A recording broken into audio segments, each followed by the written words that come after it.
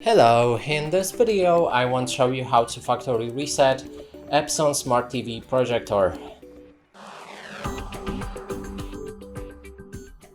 And to do this, we'll need to open the gear icon in the top right corner of the screen, then scroll down for device preferences. Inside we want to click on About. Here scroll down to the third option, which is Reset, click on it and then factory reset your device. We can erase everything.